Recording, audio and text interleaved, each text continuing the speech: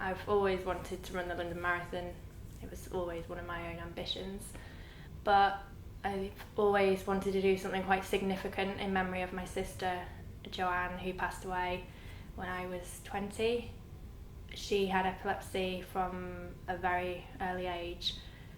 I think I pestered the press office at Epilepsy Research so much that she realised how passionate I was about doing the marathon this year.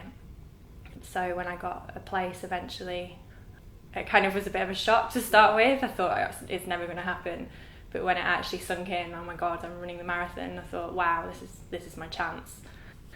The last thing you want to do when it's raining and it's dark outside on a Monday night is go out and train. I've started a blog, and that's kind of a way of keeping me going because I've made it public so people know that I'm training.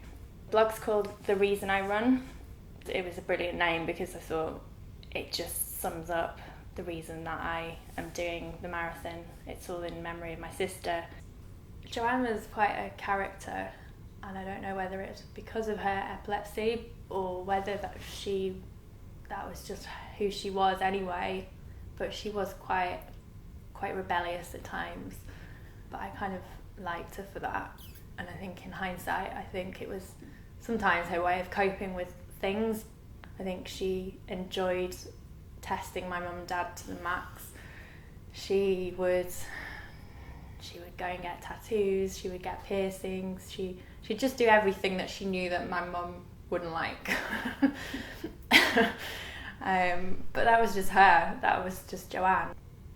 In my experience, I think people don't always know how to react to somebody who has epilepsy. It can be quite daunting to know that they could have a fit, and also it's quite a difficult subject to talk about for some people. Hopefully charities like Epilepsy Research UK will raise the money that is needed to develop medication and treatments so that people can lead their lives in a better way and not feel like it's going to hold them back. I think it's taken me quite a few years to get to this point. I've always wanted to run the marathon, but it's also a really poignant year, as it will be 10 years since my sister passed away.